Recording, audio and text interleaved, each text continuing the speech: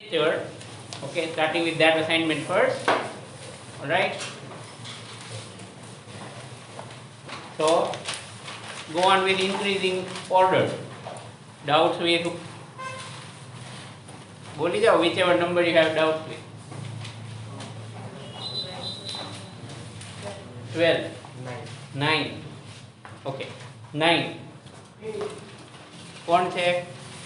Okay. 8. Anyone else before 8? જેનો doubt હશે એને સામે ક્વેશ્ચન થશે. Okay, that is the procedure. Okay, Vivek will start with it. Thank you. Yeah. Question 8. हाँ विवेक શું થયું એમાં?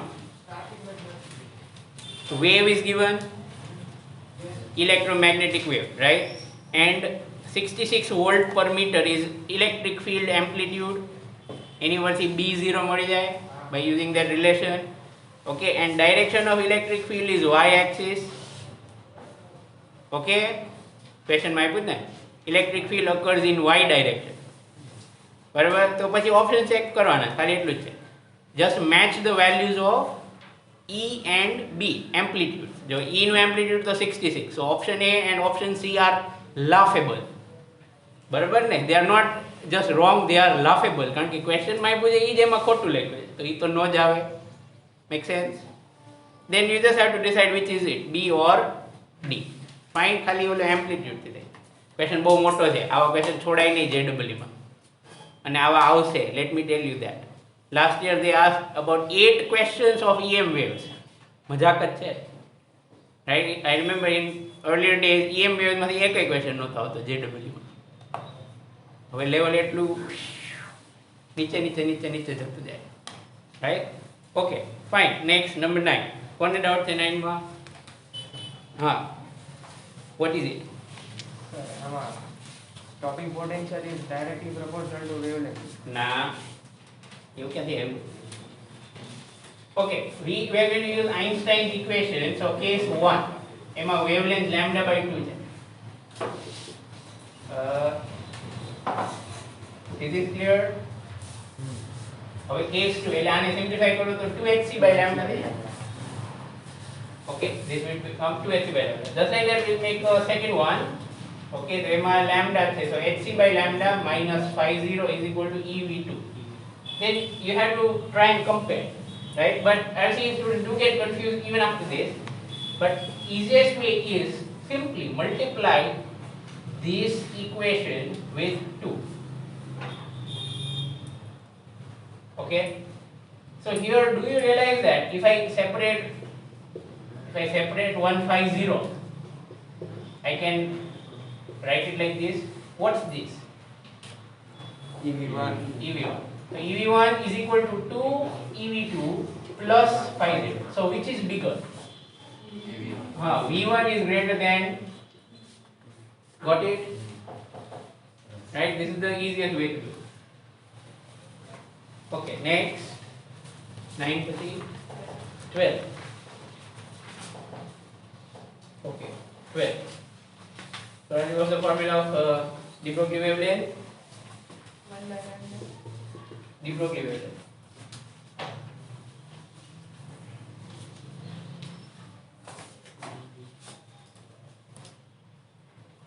H by mv. So if you remember, we made a list. There are okay, electrons or particles or matter, we use this kind of thing. And photons હોય તો પછી ઓલા transition માટેની formula અલગ છે. So similar formulas don't hold for electrons, right? Okay. So lambda is h by mv for this electron, and initial velocity is v0 I cap. So let's draw a diagram. Okay. So this is initial velocity v0 in the I caret line. And then there is electric field in the minus I caret line. Okay, the electric field is in minus I. So force on electron will be in which direction? Electric field arm there. Then there is an electron. Force on this electron will be in which direction? Right side. Is that okay? So in same direction. So it will get acceleration which is equal to EE0 by m. Alright? So I accelerate the thing. So after some time its velocity will become, or speed will become equal to v0 plus at. So by that you will be able to get the new speed, and once you get the new speed you can also find the new de Broglie wave. So this is the old de Broglie wavelength lambda 0 is by mv0, and now the new de Broglie wavelength will be lambda dash, which will be h by mv, and this factor. Then acceleration will be constant. Yes, because constant electric field is given, right? Because the electric field is constant, so A is also constant. Alright? What next? Sir 13 માં ખાલી આપણે શું કરવાનું? 13th is where you have particles accelerated from rest by potential difference. Okay, do you remember that we recently did this, that when you accelerate particles from rest by using potential difference, you will have to when charged particle is accelerated by voltage, when charged particle is accelerated by voltage, then its kinetic energy will become q. So kq equal lambda value h by under root 2mk, but k is q. Alright, so this is what we are going to do in that question. We have to find ratio of de Broglie wavelength of two things, which two?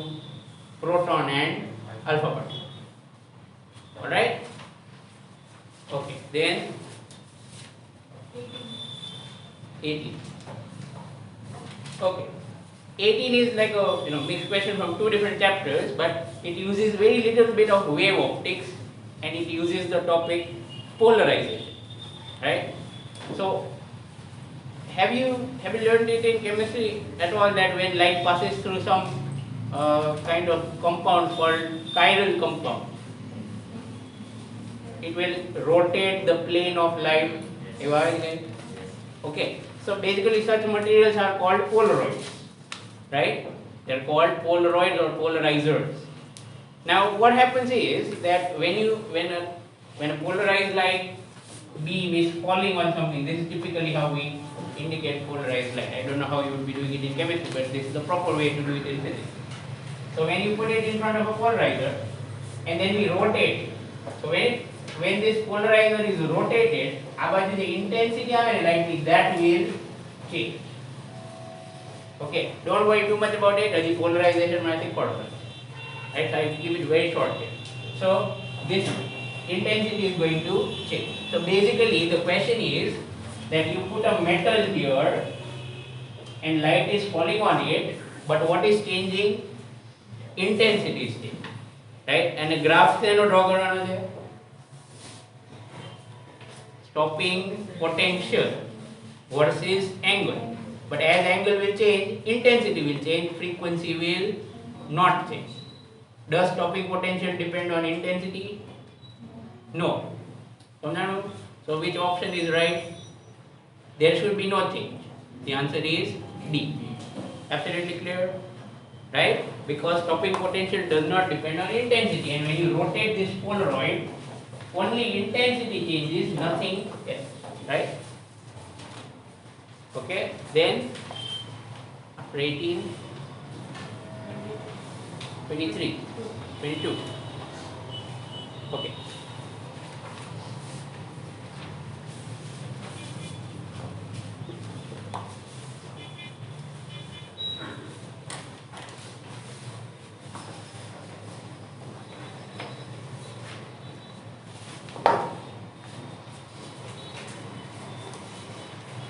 Right.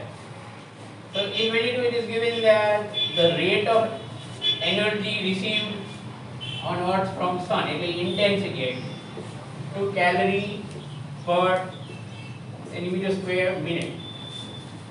Unit માં થોડી ગડબડ કરી નાખી છે લખવામાં. So 2 calorie per centimeter square per minute. This is the intensity. એ ખબર પડી energy per area per time, E by AT, intensity, right? So this is given. Now what is to be done? Average wavelength is given. Okay. And we have to find number of photons per area per time. Find N by 80, correct? Okay. Do you remember the formula of intensity? Actually, you just have to do E by it, right? Then when we talk about photons, how do we write E? Energy of the light, we write it as energy. બસ તો આવી ગયું ને જામ. So we will separate n by 80 from that. Achha, what about HF? Instead of HF, you could always write Hc by lambda, and lambda is given. Yes. And then you will, of course, have to convert calorie to joule, SI units to E. Alright? So that's how we're going to do it. Right? Okay, up 22.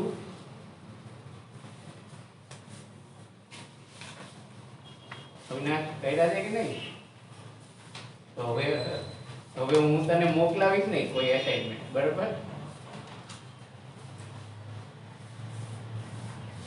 Don't take it lightly. અમે લોકો એમને તો કઈ બધું હવામાંથી થોડું થઈ જાય.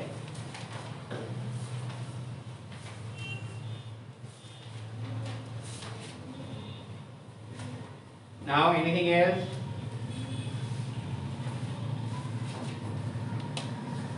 Okay. That's it for this one. Right. Let's go to next.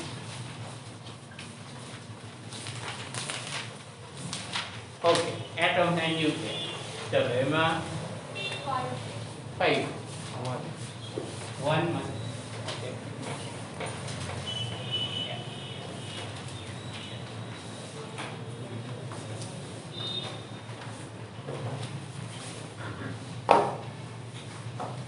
So one is actually a very simple question, but easy to solve, tough to understand. That's it. It says that there is a dust particle with some radius, and there is a horizontal electric field. Okay, there is a horizontal electric field of some value E, that is also given, and we are given that surrounding medium in air. So there is air, and it has coefficient of viscosity 1.6 into 10 raised to minus 15 SI unit, Newton second per meter square, nothing else. So if the particle moves with this uniform horizontal speed 0.01 meter per second, then the number of electrons is what? Okay, so this electron is this dust particle is going to move. It will have some charge, right? It's going to have some charge. So because of the electric field, it will experience a force. But you know that all media, right? Let's say right side, left side doesn't really matter, so don't worry about that. So let's say the electric force on it is Q.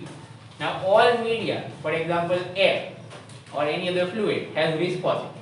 And when there is a sphere moving in a fluid, there is a resistive force on it. There was a law for it in 11th standard. What's that called? That's called force on a sphere in a resistive medium. Viscous force. Stokes law. Very good. Yadavu. What's the Stokes law formula? 6 pi eta r v for a sphere. So that's what we are going to do. So opposite resistive force will be 6 pi eta r v. And it is given that this is moving with a uniform velocity. Correct? Wave carry that. When forces are balanced. So bus anybody relation putting you? Clear or not clear? Now when I solve for, you can find Q. From Q you can find number of electrons. Alright? Plan clear? એટલે મેં કીધું ને ખાલી સમજવામાં tough છે, બાકી કેલ્ક્યુલેશનમાં આવું કરવાનું છે. Okay, then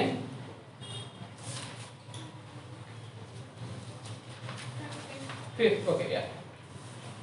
Right. So that is about the distance of closest of protons. Right? Again, it's not that tough really. तो આપણે એનું કઈ discussion નથી કર્યું એટલે.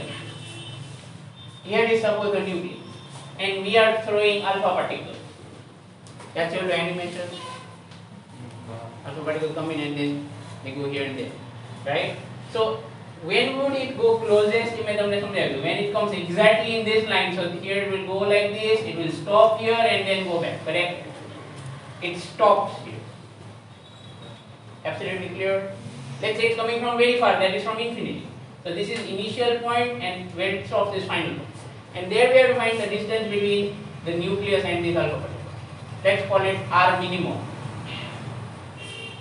So તો એ આપણે find okay which force will act between a nucleus and alpha particle from lot of distance electrostatic and it is a conservative force and you know whenever it's about conservative force and we know the speed and we want to find things like distance we use calculations related to energy યાદ આવ્યું એવા આપણે ઘણી બધી વખત કહ્યું ને in all different kind of situation where the question is about speed and distance preferred choice is calculations of energy either work and theorem or by k1 plus u1 is k2 plus u2 whatever you like okay so k1 plus u1 is equal to k2 plus u2 right k1 from infinity how much speed how much kinetic energy 5 mv આપ્યું છે so 5 you'll have to of course convert it to 6 right potential energy 0 over here kinetic energy is 0 આ infinity પર હતું એટલે distance is infinite potential energy is 0 here speed is 0 so kinetic energy is 0 right plus u2 what to do next potential energy at this point between two charges kq1 q2 by r so k 9 into 10 raised to 9 q1 charge of first one alpha particle no charge so 2e yes don't make the mistake with these charges right આટલું બધું કર્યા પછી ઓલું સાચું પડવું જ જોઈએ it's going to be 2e and then which nucleus is there read the question uranium so what's the charge of uranium nucleus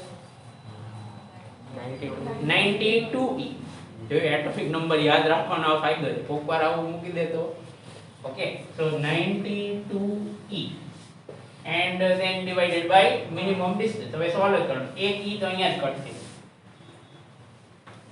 all right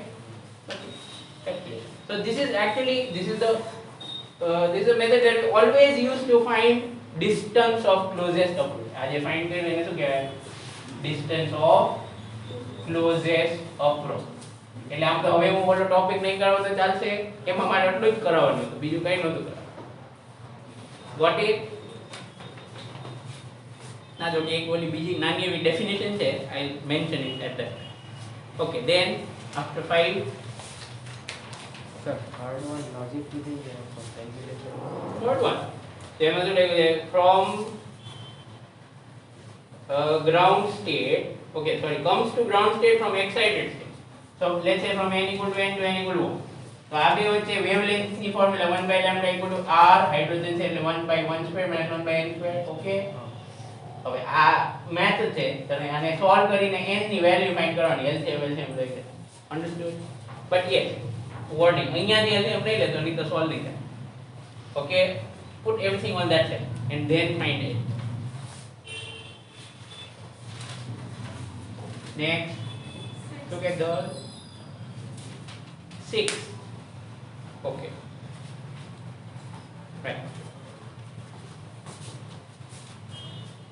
monochromatic radiation of wavelength lambda is incident on a hydrogen sample in ground there is something hydrogen there is some hydrogen on ground state and some light falls on that એવું લાગે ને again try to draw pictures મને ખબર છે atoms નું આવું draw કરીને કઈ મતલબ નથી but it still helps your imagination right so it hits over here it has wavelength lambda okay then what happens hydrogen atom absorbs a fraction of light here by fraction it doesn't mean energy by fraction it means intensity બધી light પડે બધી થોડી absorb થઈ જાય some of it will be absorbed and some of it won't be right so it will absorb one photon don't forget Bohr hypothesis always only one photon is absorbed or real so it will absorb one photon and it will go to some excited state correct okay now what's the given thing hydrogen atom absorbs a fraction of light and subsequently means afterwards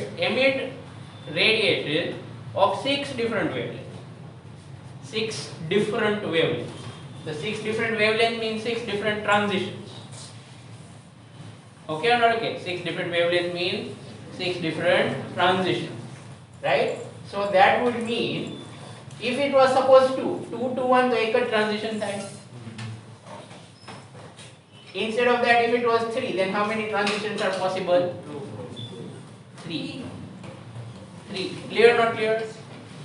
How many of you understood that? From 3 you'll get 3 transitions. Which 3 transitions? 3 to 1, 3 to 2 and 2 to 2. એના માટે કઈ formula મે લગાવી હતી? I don't really remember. Did I discuss it in class? Spectral line. Right? Okay, so if it goes from 1 to something, you can always do NC. Right? If it goes from 1 to something, then you can always do NC. If this is not 1, then you have to do something else. Right?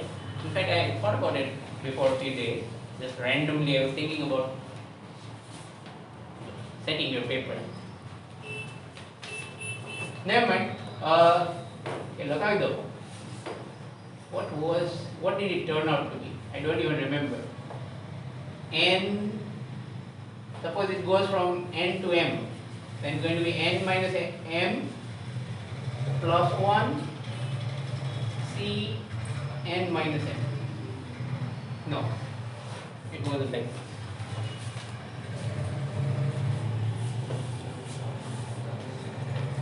Never mind, I'll think about it calmly and tell you, right? Right now, let's focus on solving this question. So, because you're getting 6 wavelengths, it is necessary that N is 4. That clear as a main point question. Yes, N should be 4 because 4C2 gives you 6. Right? So, now if 4C2 is 6, that means this photon is capable of sending from first state to fourth state. Right? From N equal to 1 to N equal to 4. Clear?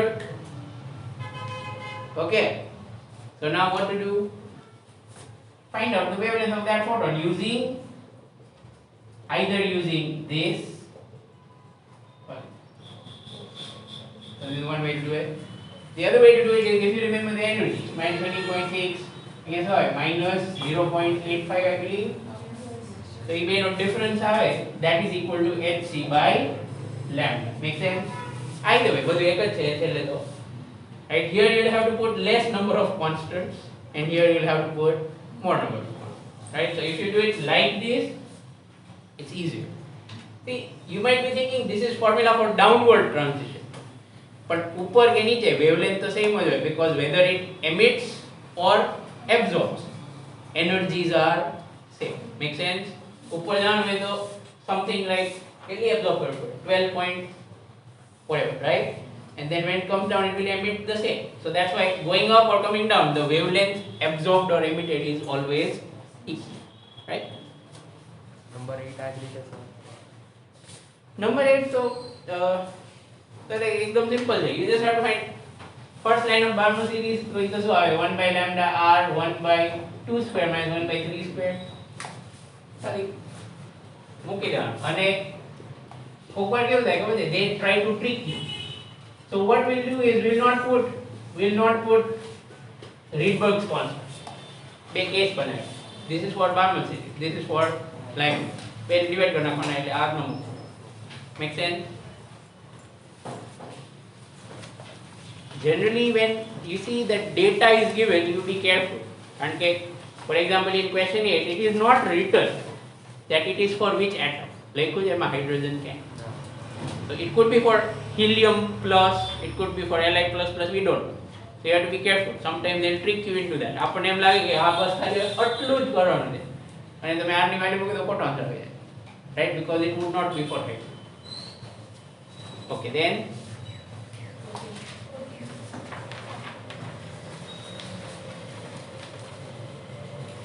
40.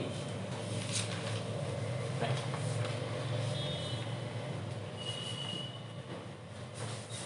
This is similar to what we discussed yesterday for alpha particle. See, તમને યાદ આવશે the moment I draw diagram and start discussing. Okay. So there is a nucleus with mass 20U, and then this nucleus emits a photon. Let's say photon is going in right hand direction with energy 6 MeV. Okay. If the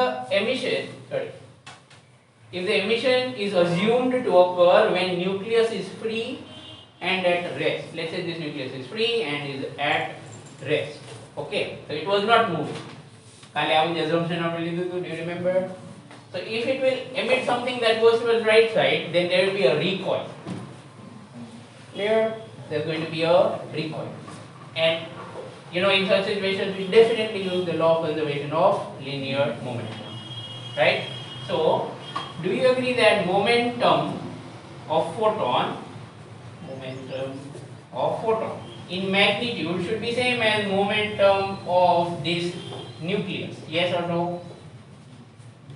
Directions opposite, so total momentum 0, but magnitudes are equal.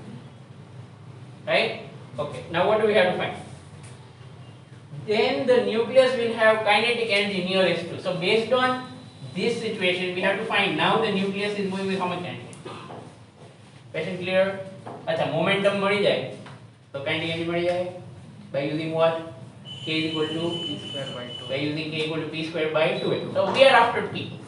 We are after this P. Okay, find P, then we'll be able to get answer. How do we find momentum of photon? Property yes है. How do we find momentum of photon? Mass of photon, momentum of photon, energy of photon, ये બધું લખાયું હતું. Try to recall. That's definitely worth remembering. Everyone. આજે ઘરે જઈને સૌથી પહેલા એ લિસ્ટ આખું યાદ રાખી લેજો. Okay, very easy to do. Do you remember that for light E is equal to Pc? Right? So E is equal to E by C. So if we are talking about one photon, done, very easy, absolutely clear everybody. Right? So E is Pc for light, that, okay, and then P is E by C, so Hs by C.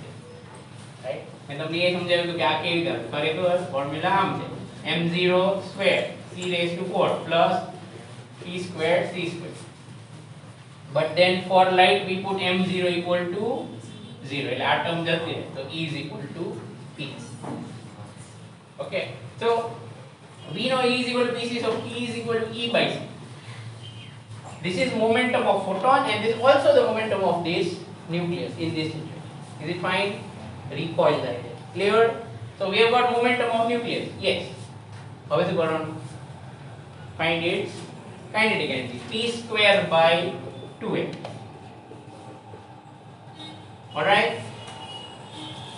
Okay, now this is where you can really use that 931.5 thing very nicely. Look at this.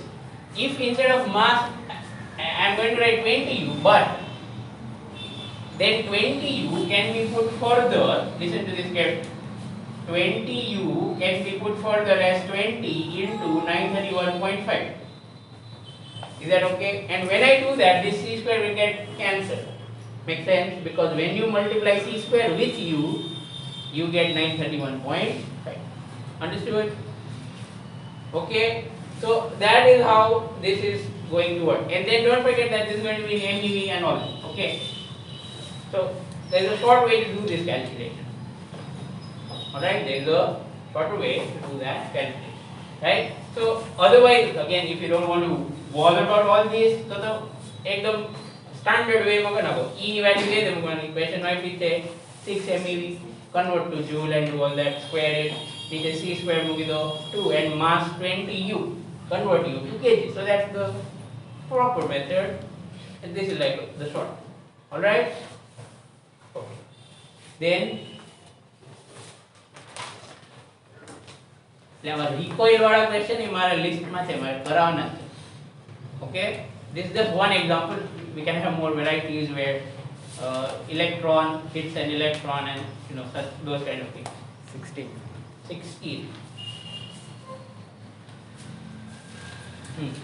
simultaneous activity. એમ ક્યાંથી ખબર પડે છે? Huh? આમાં ક્યાંથી ખબર પડે છે આ રીતનું? Okay.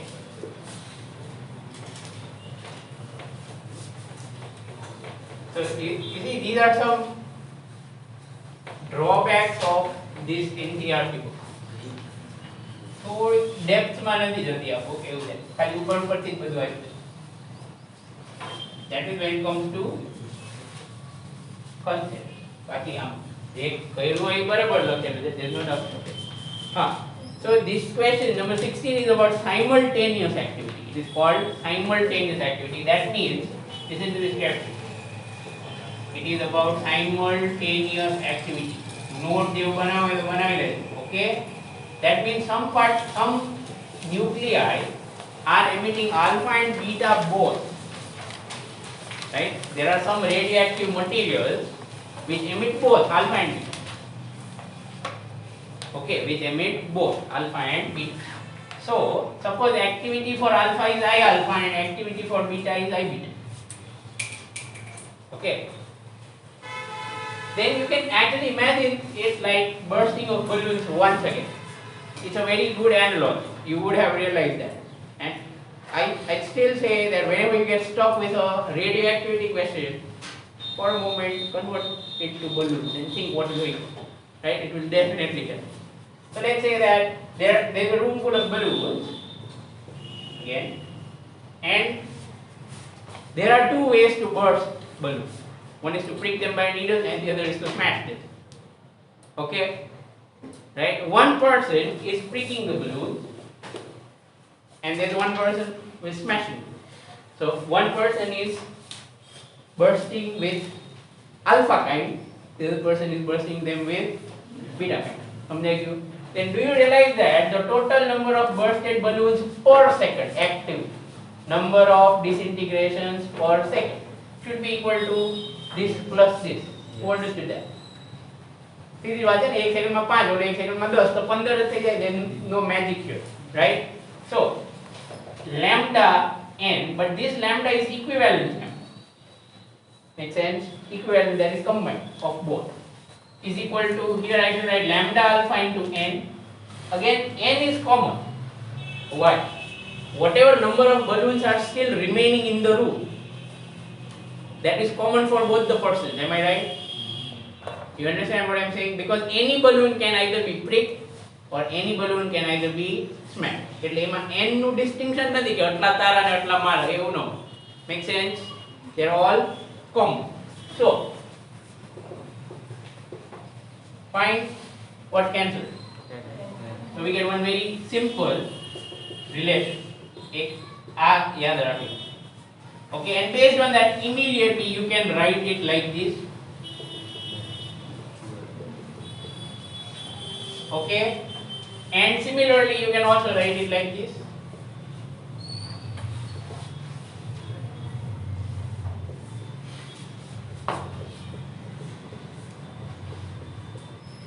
So these are all the three, they are same thing in my view. ગમે તે એક આવે તો બીજું આવડી જ જાય.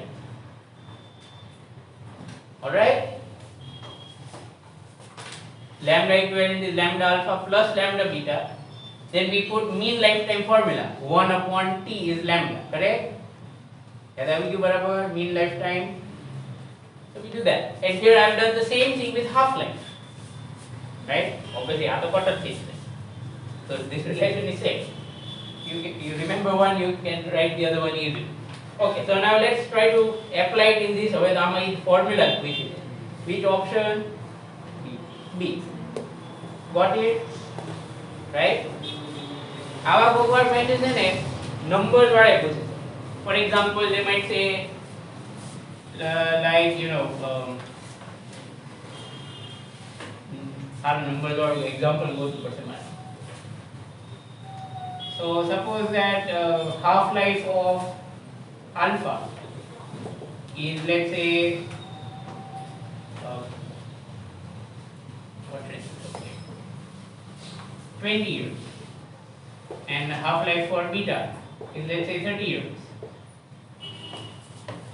All right, suppose half life for alpha is 20 years, half life for beta is 30 years. Then the question is, what fraction of sample decays in, let's say, 240 years?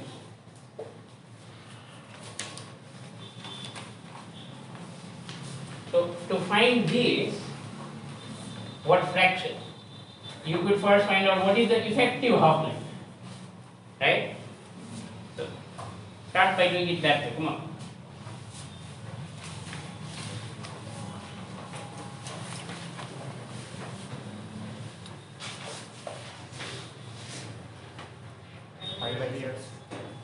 Half-life is 12 years. All right. Okay. So effective half-life 12 years. So in this much time, how much fraction of the sample will decay? To find how much has decayed, first we find undecayed, because all formula of this topic are with undecayed. बराबर ना? N equal to Y. So N is what? Number of undecayed, not number of decayed. So find out N, and then from there you can find out the decayed. Right? Find undecayed, પછી subtract કરો તો થઈ જાય. Try it one.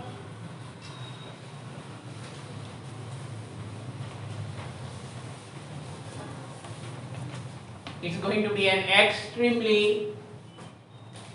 large value. Okay.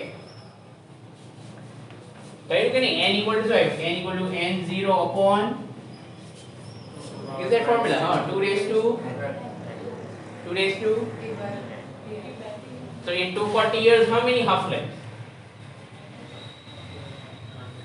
Take it step by one half life 12 years. All right, 240 years how many half lives? 20. So this is going to be n0 upon 2 raised to 20.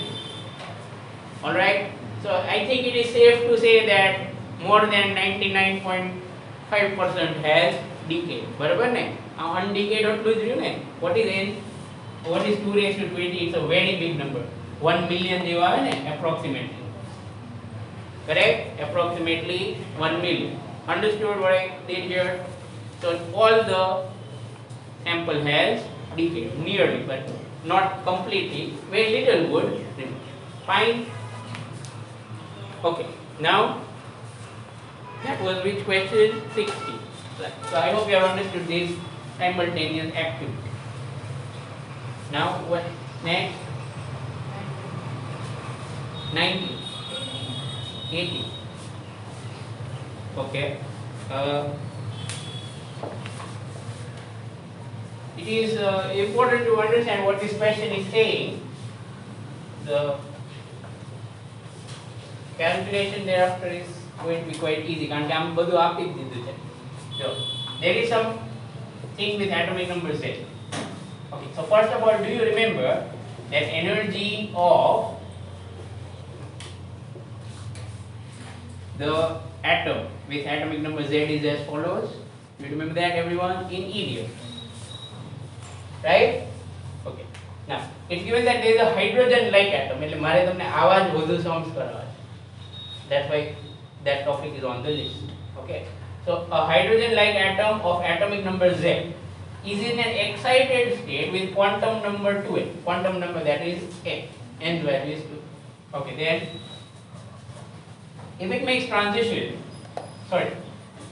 it can emit a maximum energy photon of 204 eV. So when does it emit maximum energy? To the lowest. बराबर ने? Simple. So to the ground state. From here to the ground state. Clear? આ બેનું transition થાય, that time it will emit 204. So do you realize we can put a relation between these? Okay. This is what is given in the question. 204 is E2n minus E1, right? Going all the way from 2n to lowest state, so it emits highest energy. What do we do next? If it makes a transition to a quantum state n,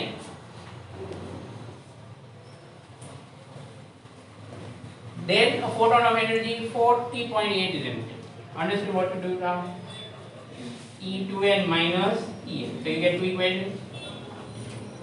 Use this one to solve this.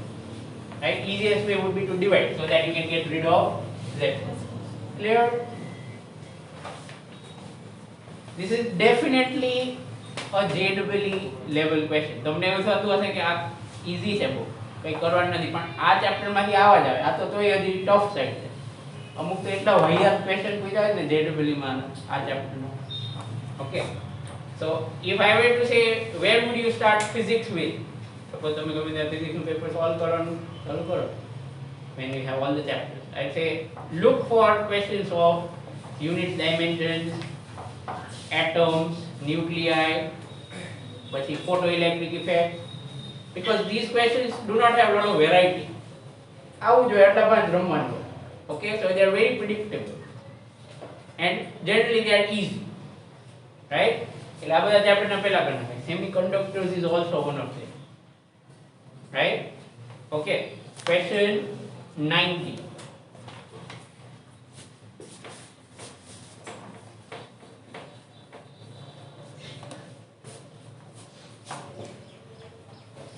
Okay. Do you remember coefficient of variation? I have to ask you that. Do you remember coefficient of variation? Maths માં આવતું હતું, physics માં નહીં. Statistics માં coefficient of variation CV. Yeah, it is related to standard deviation. અચ્છા એ શું કામ કહું છું કારણ કે uncertainty હોય ને generally any kind of uncertainty, we know uncertainty is error, correct? Suppose you are finding x, then the uncertainty in x is called delta x, right? That is one way of doing it. That's how we do it when the experiments are not very sophisticated, right, or not completely random. But another way to do it, and which is more, more accurate, a correct way, a better way, is to use standard deviation, right? So it is that when we want to write it in percentage, so we say standard deviation divided by mean into 100.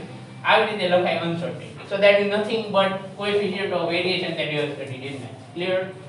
So this coefficient of variation is used to indicate uncertainty in what? In percentages. Make sense? Just like if I were to tell you what is the error in percentage, wouldn't you do it like this? So એવું જ આમાં કર્યું ને, but instead of delta x we are using x. એવું તો તમે મેથ્સમાં ભણ્યા જ હશો કે that there are different ways to understand deviations or changes in a data. For example, one is range, which is very stupid. Second is delta x. એવું આવતું હતું mean deviation from mean and mean deviation from median. અને પછી standard deviation. Right? So standard deviation is the best way. Right? So we do it like this. હવે question માં શું આવ્યું? It is given that this is a data 30212401125. કોનો phone number છે? How long should the student wait? Want નથી, sorry, wait over. How long should the student time પૂછો ને? How long should the student wait to establish the rate to an uncertainty of 1%? So this is 1%. Did you understand? So that will give me s upon x bar into 100 is 1. So that is, sorry, I wrote the same thing. 0.0. Fine. Now there is some note also given, because frankly speaking all this is based on something called Poisson's distribution. Right? જેવું આપણે કહે છે Poisson's ratio આવતું હતું 10%. Generally તમને ખબર છે જેનું math સારું હોય એનું physics સારું હોય. બરાબર ને? Right? There are so many examples of that. So it is that Poisson actually did calculation related to distribution. જેમ તમારે binomial distribution કે Bernoulli trials આવે ને, નથી આવતું Bernoulli trials, probability જો કે ચાલે ને તમારે, you see it out there, right? Okay, so s by x bar is 0.01, right? And it is given here that standard deviation for this kind of Poisson's distribution is going to be under root mean decay. એટલે in short એવું કહે છે કે આમ સમજી ગયા, નીચે not લખી છે એનો meaning s is equal to under root x bar. This information is given to you as help because you have not studied.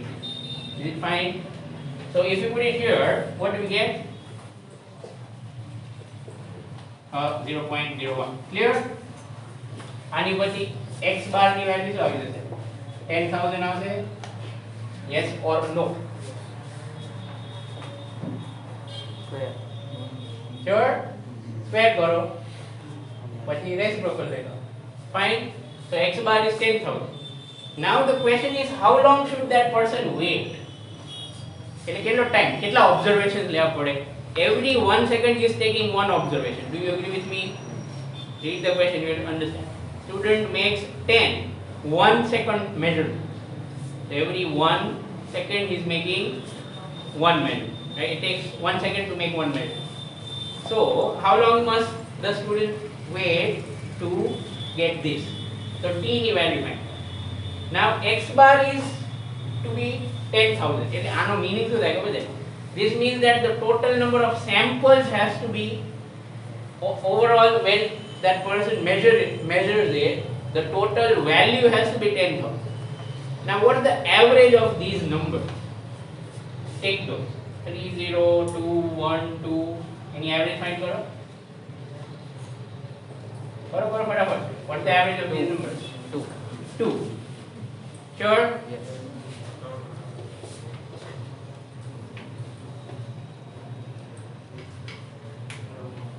Yeah, 2. That's right. 20 times 2. Correct? So that means in 1 second, you get 2 counts or 2 disintegrations. Right? Ano meaning this calculation means that you should actually be taking the average of 10,000 measurements. 10,000 counts actually. Counts at a decay. Right? So in 1 second you are getting 2 disintegrations or 2 decays. Then for getting 10,000 disintegrations, how much time would it take? 5,000. 5,000. Okay.